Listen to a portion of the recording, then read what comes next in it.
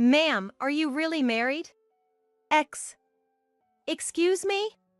What do you mean? I had hired a private investigator for a certain investigation. From the report of that investigator, I heard an unexpected fact that left me unable to hide my shock. If my husband has been exploiting my frequent night shifts to have a sweet affair, I will never forgive him. My name is Rachel. I am a nurse at a general hospital and a working wife who is about to celebrate her first Christmas since getting married. My husband Daniel, whom I married half a year ago, is a very gentle man who is 5 years older than me. We met at a social gathering, and we hit it off because we had the same last name. We got married as we entered our 4th year of dating. Daniel's parents had already passed away, and he said he had no relatives, so we ended with a photo wedding instead of having a wedding ceremony. Daniel is an area manager of a retail store. He basically works at a branch, but he also goes on business trips to the head office and visits various stores. I don't have any children yet, and I thought I should earn money when I can, so I mainly take night shifts. Thanks to that, I can relax on my days off after night shifts, and I think I have more days off than other jobs because a night shift counts as 2 days of work. Daniel's job did not have fixed days off, so he often adjusted to match my days off. We enjoyed our newlywed life by going on mini trips and dates. One day, when I came home from a night shift, Daniel, who should have already gone to work, was at home. I'm home. Huh? Daniel, you're not off today, are you? When I asked with curiosity, Daniel opened his mouth with great difficulty and said, well, you see. I have a sudden business trip from tomorrow, and it might be a bit long, so they suddenly gave me the day off today. I see. How long will you be gone? About a week, I think. It might be a little longer, but I won't know until I get there. All right, work hard. I was saddened by the sudden and lengthy business trip. I had a rare consecutive holiday the day after tomorrow, and I was looking forward to spending a slow evening with Daniel. But if it's for work, I had no choice but to switch gears, and I decided to drive Daniel to the airport. It takes about 2 hours by car to the airport. And it takes about 2 hours by plane to the head office in New York. After seeing off Daniel at the airport, I strolled around the airport, which I rarely visit, had lunch at a famous nearby cafe, and returned home. Exhausted, I sprawled out on the sofa, where I spotted an unfamiliar envelope tucked under the TV stand. It must have been something that Daniel, who was supposed to be on a business trip to the head office, had left behind. Feeling a little guilty, I checked inside. Inside was an album filled with pictures of Daniel, an unknown woman, and a little girl, maybe around 5 years old. In front of a kindergarten classroom, dressed in a school uniform. What on earth is this? My mind went blank. Could it be an affair? And with a single mother, unforgivable. Infidelity! The word floated into my mind, and before I knew it, I found myself calling Daniel's office. I mentioned that I knew Daniel, made up a reason, and asked if he was on his trip. To my shock, they told me that Daniel was on bereavement leave. What's more, I was informed that there were hardly any business trips from their branch to the head office.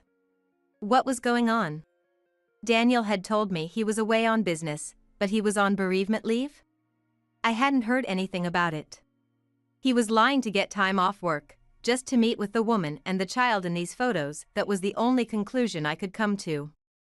I started looking for a detective agency. I decided on one, planning to visit the next day. But all the while, I couldn't shake the realization that in the 4 years we'd been dating, Daniel had been lying to me about these non-existent business trips. A profound emptiness washed over me. Perhaps I was exhausted, because at some point, I fell asleep. When I woke up, it was already 6 a.m. the next day. I had an appointment at the detective agency at 10 a.m., so I got ready, carefully placing the envelope I'd found yesterday in a larger bag so it wouldn't fold. At the agreed-upon time, I walked through the gates of a detective agency for the first time in my life. The words I had prepared to say flew out of my head the moment I opened the door to the office. The detective waiting for me was a young man who looked to be in his mid-20s and was dressed like a college student. Reading my surprise, he asked with a casual smile, "You think I am an immature-looking detective, don't you?" And managed to lighten the mood. "Oh, no, I'm sorry. It's just, this is my first time at a place like this. I'm a bit nervous." I responded on impulse, but he kindly urged me to sit on the sofa. After a little small talk with the detective, I took out the album that had led me to suspect Daniel of infidelity. True to form, the detective started collecting necessary evidence, deftly making copies. He picked up a copy of the picture of the three in front of the school and told me, "This is likely to be a significant clue." The name of the school was clearly visible in the photo. Immediately, the detective searched for the preschool online and made a call. He made the call in a separate room, so I had no idea how he extracted the information, but apparently, the little girl in the photo was a student at that preschool. And, unsurprisingly, that child was currently on a leave of absence from the school. The school was located in New York, so I was told it would be an expensive job, but I agreed. Actually, I had been studying and investing in stocks and forex since adulthood. After becoming a working adult, I started investing with my monthly salary, and I've had some decent returns, so I decided to use that money for the investigation. We'd need to fly to New York, and it was unclear how many days it would take to get evidence, but the biggest humiliation for me was being lied to by my husband. I wanted to grab proof at any cost. That determination drove me. The detective seemed to assume that once Daniel returned here, the little girl would also return to preschool. The next day, I went to work as usual. Of course, I put back the envelope and its contents exactly where they were. Then I got a message from Daniel, who was supposed to be away for a week, saying, "Sorry, my business trip is going to be extended by 3 more days. I'll be back on Sunday." As arranged, I contacted the detective the day Daniel returned home. The detective understood and seemed pumped to start the investigation. The next day, he flew to New York and began his preliminary investigation. That evening, I received a call from the detective revealing an unbelievable fact. During the preliminary investigation, an unexpected situation came to light. "What do you mean?" I was totally confused. "I'll be back tomorrow. Can we meet soon?" "Yes, anytime." Responding like that, I promptly headed to the detective's office after finishing my night shift the next day. "So, was he cheating after all?" To my question, the detective seemed to struggle to give an answer. "No, I think this situation might be even more serious," the detective said with a grave look on his face, which made me swallow my words. "Firstly, it's likely true that your husband has taken a leave of absence for bereavement from his company. However, Mrs., are you sure you're really married to Daniel?" "What? What are you implying? We officially registered our marriage 6 months ago." "In fact, I followed Daniel and your daughter back from her kindergarten in New York and found their home. According to the locals, Daniel has been living alone here for the past 4 years, only returning to New York a few times a year. I heard he stayed for about a week for his father-in-law's funeral in New York." "No way!" I was at a loss for words. "Since you and Daniel originally had the same last name, it's hard to say anything at this stage, but I would suggest you check at the city hall," the detective advised. After expressing my thanks, I made my way straight to the city hall. At the city hall, I obtained a copy of the residency certificate for my entire household. What was written on it, however, was only my name. "No way! There must be some mistake. I got married 6 months ago." I appealed loudly to the female city hall staff member who was helping me in my confusion. The staff member, seeming distressed, said, "Even if you say so, we couldn't find any record of your marriage." But I insisted, pleading with her. "Please check it again. My husband's name is Daniel. Please." To my near tears, the staff member repeatedly apologized with genuine remorse. In the midst of my confusion, I recalled the day I had submitted our marriage registration. Despite it being a workday for me, Daniel insisted that it had to be done on that auspicious day and I had to go alone to the city hall to submit our marriage registration. I never would have imagined that our marriage registration was not submitted. After letting my tears flow, my emotions gradually settled down. I apologized and bowed my head, then left the city hall. All I could think about on my way home from my night shift was how tiring everything had been lately. I fell asleep on the sofa, pondering what to do next. When I woke up, Daniel was in the middle of preparing dinner. Seeing him like this reminded me of the woman and the girl in the photo. I was furious about being deceived, but I realized that if I lost my cool now, I wouldn't be able to take any action, so I was able to suppress my emotions. From that day on, I put on a smile in front of Daniel. About a week after going to the city hall, I had been considering whether I could find out anything about his real wife from Daniel's phone or his surroundings. Daniel tends to be quite forgetful, and it seemed that he accidentally left his house without his smartphone that day.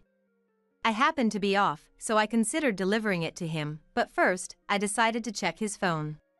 Normally, it's not cool to snoop on someone else's phone, but I couldn't afford such decorum at the time.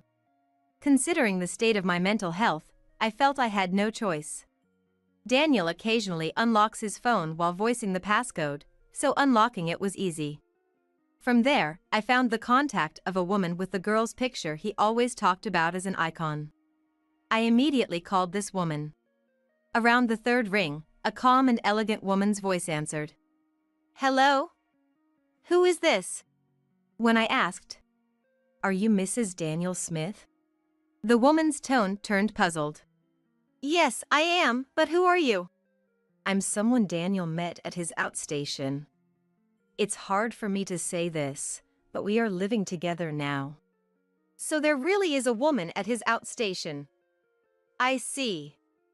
I was planning to visit my husband who lives there during the end of the year holidays. Can we talk then?" I didn't expect this turn of events. I gladly accepted such a generous offer. Around that time, Daniel said, "Sorry, but there's a reunion in my hometown this New Year's, so I'm going to go back home." I had been waiting for these words from Daniel. Of course, I immediately agreed. According to what his wife told me, Daniel's hometown is the next town over. I heard both his parents had passed away and he had no relatives, but it turns out both parents are alive and well and still living in the next town. There's only 1 month left until the end of the year.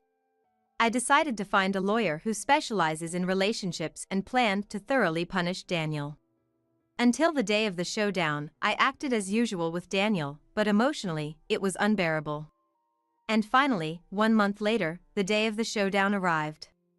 I told Daniel I had a night shift starting the night of the 30th and left the house with a smile, saying, "Take care and Happy New Year." Of course, I explained the situation at work and got a vacation from December 30th to January 2nd. I stayed at a business hotel on the 30th, and on the morning of the 31st, I went to the meeting place with Daniel's wife and saw an elegant woman just like in the photos. Her name is Mary, and she married Daniel 6 years ago, and they have a 5-year-old daughter. After briefly discussing each other, Mary and I began executing the plan. Mary came all the way from New York by plane with her parents and her daughter. Since this isn't a story to tell a young child, she left her daughter with her mother in the hotel room. Together with Mary's father, we were heading to Daniel's family home. It seemed that Mary had spoken to Daniel's parents beforehand, so I was surprised when they bowed deeply to me as soon as they saw me. Then, on the evening of the 31st, as planned, Daniel opened the door to his parents' living room. "I'm home. Welcome back." The one who welcomed Daniel with a smile was not Daniel's parents, nor Mary, but me. Seeing me, Daniel went pale. "Why are you here?" I faced the surprised Daniel and replied with a calm smile. "What's this? Weren't you married to me?" "No, this is." Daniel couldn't move, pale as a ghost. There stood Mary, Mary's father, and Daniel's parents, all present. They all glared at Daniel with stern faces. Mary spoke up quietly. What's the meaning of this, Daniel? We just had a baby and needed help from our parents, so I asked you to work away from home. But behind our backs, you've been having an affair and leading a double life. Mary spoke so matter-of-factly that for a moment, I felt a chill run down my spine. I'm just glad we're on the same side now. I began to berate him as well. Daniel, every time you said you were going on a business trip, it seems you were meeting with your family. You were married. Why did you approach me? Did you think you could deceive me? This is marriage fraud. You're scum. And when I asked your company about your business trips, they said you hardly ever go on them. What are you thinking with such a beautiful wife and adorable daughter at home? I was such a fool to believe your lies. Confronted by both of us, Daniel sighed, then burst into laughter. I wonder how I was found out. Living a double life was fun, especially with Rachel working well. It was easy to deceive you because we have the same last name, and you mostly work nights, so I could do whatever I wanted. Upon hearing those words, Daniel's mother, who had no recollection of raising such a son, gave him a punch in the face. I looked up at Daniel and said, That's right. Besides me, you had 3 other lovers, didn't you? As I thrust the incriminating photos at him. Startled, Daniel sputtered. What is this? Are you stalking me? I'll sue you. These are all the pieces of evidence gathered by a private investigator I hired because I thought you were having an affair. We're going to make you pay damages to both Mary and me. As I said this with a firm tone, Daniel suddenly collapsed to the floor, begging for mercy. I'm sorry, just spare me the damages. I'll continue my relationship with both of you, just spare me the damages. He cried out. I was speechless with disbelief, but it seemed that he was broke from spending too much on his other lovers. I couldn't care less. I left Daniel's childhood home with the words, I don't even want to speak to you anymore. Let's deal with the rest through our lawyers. After that, I went through my lawyer to file a claim for compensation on the grounds of bigamy. I was grateful to my lawyer when the money was successfully recovered. I felt guilty towards Mary and tried to give her some of the compensation, but she refused. In fact, she was grateful for all the evidence I provided, and we became friends. According to Mary, she collected compensation from Daniel's other girlfriends and broke up with him. Of course, she made sure to get her fair share of alimony and child support. Apparently, one of his mistresses was a colleague of his, and Daniel was demoted at work and sent to a subsidiary company. At the new company, he's apparently being bossed around by a younger employee and cries every day. However, he can't quit his job because he needs the money to pay off the compensation. On the other hand, I moved out of the house I had been living in and rented a place that's just right for living alone, and I'm leading a carefree life. I now visit New York a few times a year and continue to be friends with Mary and her daughter. What a stench so ludicrous drenched in wine! My oldest son's wife, with devilish eyes, mocks me loudly while I lie bedridden with fever. Incredibly, the she-devil had the audacity to drench me with wine, while I'm sick. In my days, her cruel actions and words pierced my heart. We're heading back to our own place soon, so make sure you clean up before we get back, don't leave a speck of dust. Her arrogant comment made me want to suspect if she was possessed by a devil. But this attitude of hers isn't anything new. Since we started living together, she has always made me feel like an outsider, always playing mean tricks on me. Wow, that's lame, Catherine. You're so mean. Even my eldest son, joining in on his wife's behavior, claps his hands and bursts into laughter behind her. I wonder how he grew up to be like this. That's fine, I'm not bothered by this. So, what about it? You'll clean up, right? Not like you have any other choice. She looks down at me with a smirk. Throughout this, she continues to taunt me with phrases like, How filthy! Yes. I'll clean up. Unable to speak up, I reluctantly answered, biting my lips. Then I'll leave it to you. If it's not clean, I'm not responsible for what happens to this house. I understand. I was unable to talk back because of my fever, and I grudgingly replied as she wished. But my blood was boiling with anger. I was no longer able to forgive my eldest son and his wife. My name is Mary. I'm a 71-year-old homemaker. My husband Bob is a farmer.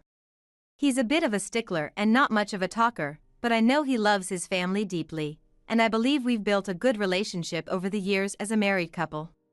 Thanks to that, as a full-time housewife, I lead a peaceful life at home.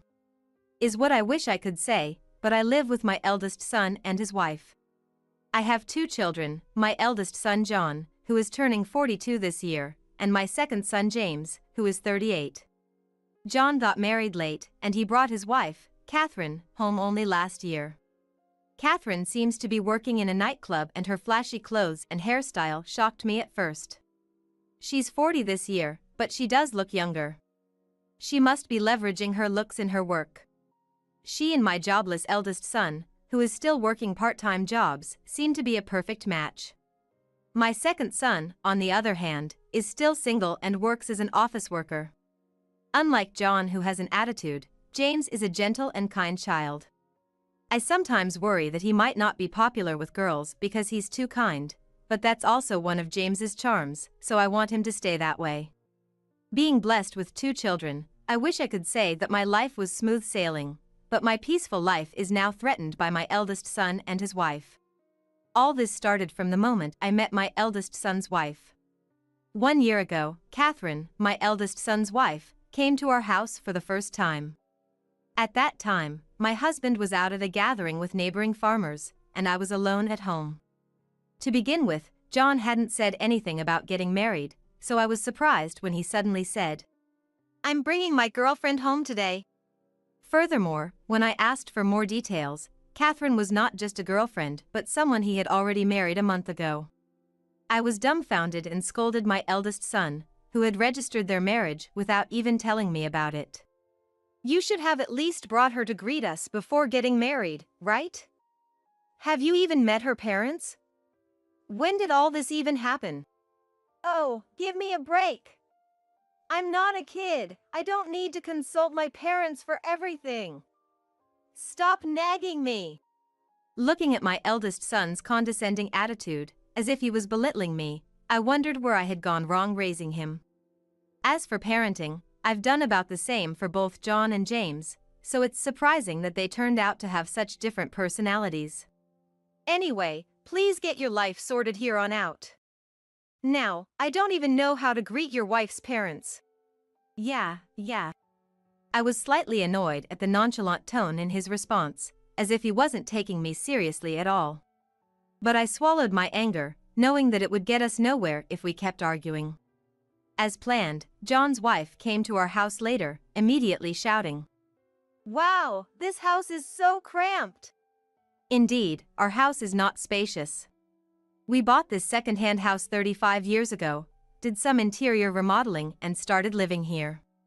All our friends were building new houses, so ours looked quite dated compared to others, and the old-fashioned architecture was quite apparent. But I loved our house. Thanks to my husband's hard work, we were able to buy a house that, while not our dream home, was cozy enough. We made adjustments when remodeling, while taking in our layout into consideration. Thanks to this, we have a space that is perfect for our lifestyle. John's wife mocked our house the moment she stepped her foot in here. And I just couldn't believe how she had the nerve to say such a thing. "Dirty," is all she says. John, who lived with us in this house up until 15 years ago, joined in her laughter. He's renting an apartment and living there now, but doesn't he have fond memories of this house too? This was surprise to me. But I guess it's fitting for an old lady like you. She just met me for the first time, but glared at me and made snide remarks. I was flabbergasted. Not only did she mock our house, but she even had the audacity to speak ill of her mother-in-law. "I'm sorry our house is so small." As you can imagine, the time after that was hell. I was so shocked by the words from John's wife that I was barely able to serve tea or sweets, and the couple just stared at me in disbelief. Hey, at least be prepared to welcome us. Poor Catherine, you gotta welcome her with love. Spilling tea, are you a newbie waitress or something? LOL. I endured the scene by plugging my ears to block Catherine's laughter. I'm sorry. I don't want this daughter-in-law to ever set foot in our house again. I prayed for him to never bring her over again. However, my prayer was never heard, and about half a year ago, John called me. It was bad news. Starting next week, Catherine and I will be living with you, okay? Live together? Why? Why not? There's no mortgage payment left for your house anymore, right? So it doesn't matter if one or two more people move in. You're not losing anything. I couldn't comprehend what John was saying. I was totally against living together with them. People always talk about mother-in-law and daughter-in-law issues, and I bet John's wife would hate to live together, too. Above all, I didn't think I could live a normal life with my John's wife. I don't want you guys to move in here. I don't want any problems anyway. And first of all, has Catherine agreed to this? Catherine says she's fine with it. I just got an okay from her yesterday. So, we'll be moving in next week. Wait, just a minute. The call ended before I could reply. From next week, John and his wife are moving in here? I shivered at the thought. That night, I decided to discuss it with my husband. I don't see a problem with it. Excuse me? I'm fine as long as Catherine is fine with it. They can help with living expenses after all. I doubt that though. My husband, oblivious to Catherine's personality, was down to have them live with us. Our daughter-in-law herself said she's fine with it. So I understand why my husband isn't opposed to all this. But the problem is that our daughter-in-law can be a rather insensitive individual. If my husband is fine with it, then I guess it can't be helped. It's our son's request after all, I couldn't quite turn him away. So I told him that we agreed on letting him and his wife move in here. But in return, you must contribute to our household expenses. Got it? Yeah, I know. His nonchalant response made me wonder if this was going to be okay, but he's already in his 40s.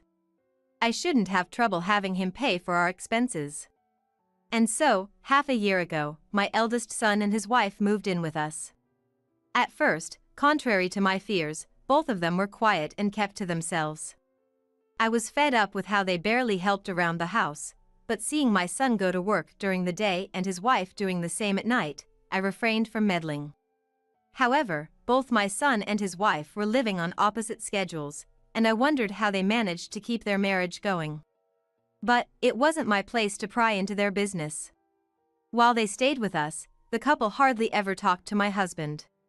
Given their work schedules and lifestyle differences, it was somewhat understandable, and my husband never took the initiative to strike up a conversation either.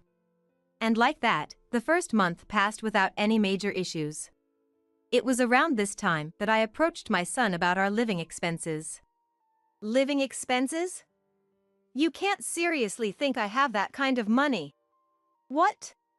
What he said was different from what we had agreed on before, so I was taken aback. Why should Catherine and I have to pay you? We don't have a mortgage to pay off, so don't be so stingy. With that, he left for his part-time job. Oh God. Even though I had my doubts about living together, I reluctantly agreed, only under the condition that they would help with our living expenses. Not contributing even a cent is unacceptable. I told the same thing to Catherine, but her response was, "Huh? Get the money from John." She didn't take me seriously either. I finally realized that I had been played by my son and his wife. From there, things only got worse. Perhaps because they were annoyed by me being a housewife, they started making snide remarks at me whenever they got the chance. Must be nice being old. You can live freely on your pension without having to work. That's right. You should at least do our laundry since you're not working. They said that I have it easy since I don't work. And that I should do all the chores since I'm a housewife. But they wouldn't contribute to our living expenses. Their comments were absurd. I tried to avoid their complaints as much as possible and endured their behavior. To make matters worse, they would always bully me when my husband was not around. They know that I'm getting old, and I don't have the energy or the will to fight back. When will this old hag leave? It'd be better without her around. Even Catherine, who used to mock this house for being small, was making comments. Their bullying didn't stop at verbal abuse. Hey, what's with this new shelf? I replaced that old, shabby dresser. It was so outdated. This one is cuter anyway. To my astonishment, they had thrown away our family heirlooms and replaced them with a new furniture while I was out. Worse, they'd chosen flashy, foreign-style furnishings that didn't match our aesthetic in the slightest. Oh no, my mother's mementos! I fell into a state of despair when I saw that they had even thrown out my dresser that I cherished, and the chest I had inherited from my mother. Why would you throw away others' stuff without even asking? Even I lost my temper at this point and raised my voice in anger, but they were unbothered. It's no big deal. What's the point of holding on to mementos? With every change of furniture, I was overwhelmed by the horrifying feeling that my home was being taken over. And what made me even angrier was why they didn't contribute to the household expenses at all, but they had money to buy furniture. My husband was busy with work and didn't have time to worry about what was going on at home, so he just watched John and Catherine in silence. This is our home too, so we can do whatever we want, right? I felt an inexplicable fear toward Catherine, who smiled smugly at me. As these incidents piled up, I was mentally drained. Then, as if to add insult to injury, my husband collapsed from overwork. This happened just a month ago. He needs to rest for a while. I was shocked by the doctor's words. I felt guilty for not noticing my husband's exhaustion because I was too busy dealing with John and his wife. Is that so? I'm sorry, Mary. No, I'm sorry I didn't notice. You need to rest, honey.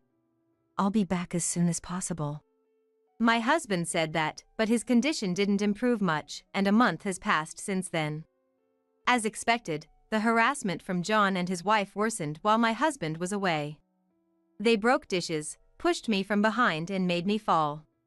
It was blatant physical abuse, but I was too worried about my husband to think about myself. And then, the day finally came. I was doing laundry as usual in the morning. That's when I began to feel feverish. My head felt slightly painful. I measured my temperature just in case, and it was 99.5 degrees Fahrenheit. A mild fever. I was taken aback because I hadn't had a fever in years. I was probably worn out from everything I was going through. I was afraid I might faint if I continued to work while standing, so I laid down on the couch in the living room. I should be fine for a few minutes. Since my son and his wife were still asleep, I thought no one would complain about me lying down for a bit. However, the living room door opened. John and his wife entered with large suitcases. Mom, what are you doing there? Hurry up and do the laundry. Wow, she's so lazy for a full-time housewife. Pathetic. Well, I just have a slight fever today. I'll get up as soon as I rest for a bit, so wait. No, we can't wait. We're about to go out. Indeed, I could guess from their large luggage that they were about to go somewhere. But where are they going? We're going to visit my parents' house. Oh, I see. Safe travels. Before you go, could you bring me some water? My throat is all dry. I felt relieved when I heard that they were going to visit Catherine's parents, and I asked them to bring me some water. Even if they were mean to me, I thought they would at least do that much. Huh. Do it yourself. Well, fine. I'll bring it to you. Catherine, muttering under her breath, disappeared into the kitchen. She was back after a while, and out of the blue, splash. Something splashed on my face, and I was left speechless. Ha ha ha ha ha. You reek. So funny, all covered in wine. Catherine, with the eyes of a demon, looks down on me and bursts into loud laughter. She had splashed wine on me, while was laying down sick. With my consciousness fading, her heartless words and deeds pierce my heart. We're going back home now, so finish all the chores by we get back. Don't leave a speck of dust. Her comments are so harsh, I am convinced that she's possessed by a devil. Wow, that's lame, Catherine. You're so mean. Even my eldest son, joining in on his wife's behavior, claps his hands and bursts into laughter behind her. How did he end up like this? He's not my child anymore. Now I'm sure of it. No problem, this is nothing. So, you're gonna clean the house, right? Not like you have a choice anyway. She looks down on me. Dirty is all she says. Yes, I'll do all the cleaning.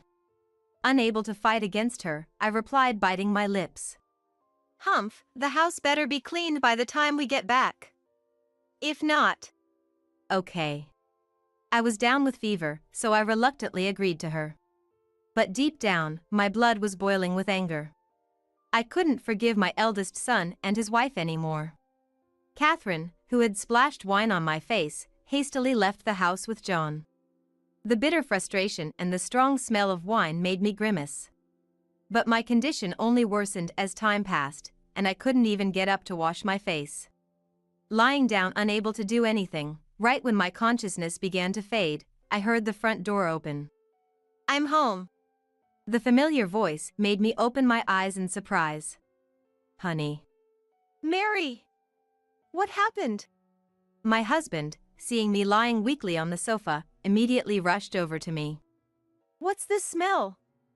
Did something happen? Catherine and John did this to me. Upon seeing my beloved husband's face suddenly, I couldn't contain my emotions, and I confessed everything that the two had been doing to me. It had been a while since the last time I saw my husband. In the middle of it all, I couldn't hold back my tears and started crying like a child. I see. I'm sorry, I never noticed. No, I'm sorry for not telling you properly. But why did you come back? The doctor told me I could go home because my condition has improved. I wanted to see you as soon as possible. I see. Thank you, honey. After that, my husband gently wiped my wine-soaked face with a damp towel and carried me to the bed. He tucked me under a warm blanket and even prepared a light meal and drink that was easy on my stomach, which brought tears to my eyes. I can't stand it anymore. Although they are our son and his wife, I can't tolerate them anymore. They don't contribute to the household expenses, and on top of that they are just awful. You're right. After hearing about all they did, I completely understand you. We can't live in this house anymore. My husband and I were enraged. We contemplated on how to fight back against John and his wife. Ideally, we'd like to kick them out of this house, but they wouldn't leave just because we asked them to. So we had no other choice but to take a different approach. To put it blunt, our plan was a forceful operation. It was something we had been slowly putting into action. Finally, the time had come for us to execute it. Surely, it would be a very effective strategy against them, who had constantly ridiculed me and my home. I met my husband's eyes and nodded. It's showtime. Over the course of several weeks, we carried out our plan, and things had finally settled. One day, we were relaxing on our living room sofa when my phone rang. It was from John, I chuckled. Finally, the moment had come. Swallowing hard, I answered the phone, trying to calm my pounding heart. Hey, you old hag, what the hell is going on here? Startled by the sudden barrage of abuse from the other end of the phone, I instinctively pulled the phone away from my ear. Well, what's the matter? Aren't you at Catherine's parents' place? We just got back home. But why is our house gone? John's frantic voice was so funny to me, I struggled to hold back my laughter. Well, you remember how Catherine told me to have the house cleaned by the time you guys got back? So we did. We cleaned the whole house. Not a speck of dust left, right? Yes, I took Catherine's word and used it against them. Sold the house and moved out, leaving nothing behind. It was something we had been considering ever since my husband collapsed from fatigue. We were getting older. Farming is labor demanding. We considered giving it up and living out our retirement years in peace. I thought my workaholic husband would oppose to the idea, but he was so affected by his collapse that he readily agreed to my suggestion. We always had inquiries about having our land for sale, so we were able to sell it with no problem. Things moved quickly after that, and before we knew it, our house was completely gone. We loved our previous house, but it was much easier for us to sell it off than plan about who to pass it down to. We moved to a rental apartment in the neighboring state. We thought it would be hard to take out a mortgage for a house at our age, so we agreed that a rental would be fine. And now, I'm on the phone with John from our new home. What the hell did you do? Do you think you can get away with this? What are we supposed to do now? Hearing the yelling from the other end of the line, I couldn't help but sigh. What the hell did I do? You guys are the ones who ruined everything for us. What are you saying? Barging into someone else's home and making a mess, not contributing to the household expenses, bullying an old woman like me, was it fun? Call me every name under the sun, I don't care. Damn it! John grunted in anger, and I couldn't help but chuckle. They probably never imagined for the house to be gone. Just the thought of them standing in front of an empty lot dumbfounded was cracking me up. Mom! What the hell did you do? John passed his phone to his wife. I remembered her smug smile when she poured wine on me, and felt nauseous. It's my house and I'll do as I please. It's none of your business. It totally is my business. We lived here too. It's our home as well. Huh? Our home? You never helped around the house, or paid any bills. How dare you claim it as your place? Besides, I know something about you, Catherine. What? You quit your job quite a while ago, didn't you? Or were you fired? Either way, it doesn't really matter. Yet you leave home every night you saying you're heading to work. What have you been doing exactly? You're cheating, aren't you? Want me to tell John about this? What did you say? She didn't deny it, so I guess I was right. I had a hunch that Catherine has been cheating for several months now. She comes home from work at odd hours every day, and I started to notice a peculiar smell of perfume on her laundry, but she never wore them before. She might be able to fool my stupid son, but she can't fool me. You can't just run away when things get tough after all the things you did to us. Get out of my place right now. Fine, I get it. There's no way I can live in this dump anyway. Sounds like she has given up. With a rustling sound, she seemed to be leaving the lot. Hey, where are you going? I can't stay here any longer. I'm going back to my parents' house. Goodbye. Hey, wait a minute. John's confused voice echoed. He had no idea he was being cheated on. When Catherine left, he took out all of his anger on me. Old hag, what the hell did you say to Catherine? I only told her I would spill the beans about her affair to you.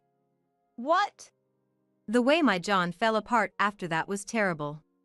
Unable to accept the reality, he cursed and shouted harsh words like, "Shit." And, "Why the hell?" Then he started yelling at me. "How could you do this to me? I'm your son, for God's sake. You took it too far." After all the things he did, my son was still trying to play the victim. I started to feel bad for him, he's so pathetic. But that doesn't mean I'm ever going to live with him again. My son? You're no longer my son. Oh, and one more thing. What? Your phone contract is about to end soon, so this really is our goodbye. Huh? My son couldn't even breathe right and just gawked. I had canceled my son's phone contract, which he had made me pay since he moved in. The contract ends this month, but today's already the last day of the month. From tomorrow, my son's phone will be useless. Now I can finally cut ties with you. Goodbye. Hey! Without waiting for a reply, I hung up the phone. I felt all the energy drain out of me in an instant, and I slumped onto the sofa. My husband said, "Good job," and brought me a warm cup of tea.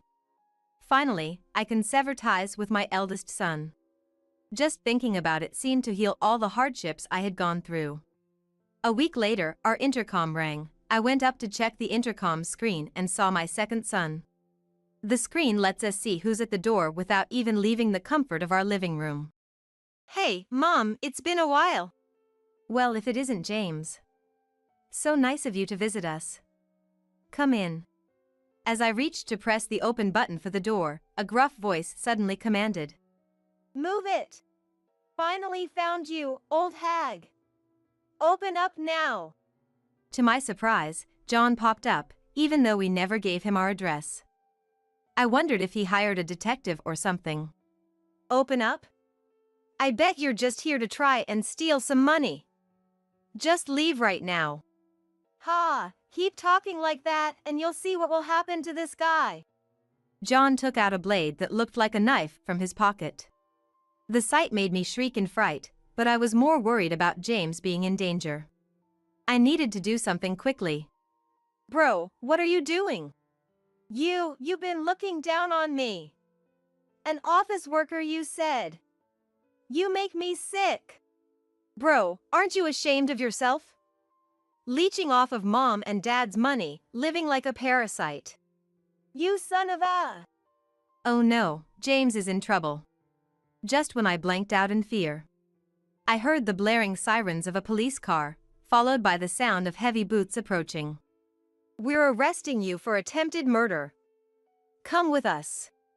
Hey, wait, what the hell? Through the screen, I saw John get taken down by the police, with his knife still in his hands. That's as far as I saw. I'm guessing that the neighbors called the cops after hearing the commotion at our place. According to James, his brother had a crazed look in his eyes, barely recognizable as his brother he once knew. Mom, sorry it's late, but I'm getting married. Oh, really? Congratulations. Thank you. Receiving such joyous news from James, my husband and I were overwhelmed with happiness, and we celebrated the occasion by having a feast with him. I am more than satisfied with just this child. Our eldest son can live his own separate life. My husband also seemed relieved that we were finally free of him. After that, John was taken by the police, and it was discovered that he had committed other crimes like theft and intimidation. The duration of his imprisonment is yet to be decided. Of course, he lost his part-time job. I felt profound sadness, wondering where I went wrong in raising a child who would resort to such crimes. Even though Catherine went back to her parents' home, it seems her irresponsible lifestyle hadn't changed, and I heard rumors that she was kicked out of there too. Turns out that the man she was having an affair with was married with kids, and she's now being sued by his wife. It's a disaster for her, but it's karma. Of course, John and Catherine had gotten divorced.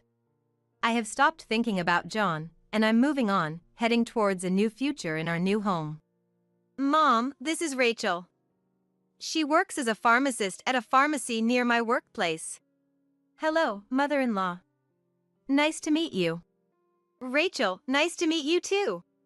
The fiancé James brought home, Rachel, was a 32-year-old woman, polite, intelligent and instantly likable. It's going to get busy, isn't it? But I'm looking forward to it. James, Rachel, my husband and I all had dinner together, sharing laughter. One day, we'll gather around the table together again with our grandchild. Just imagining it was a beautiful scene.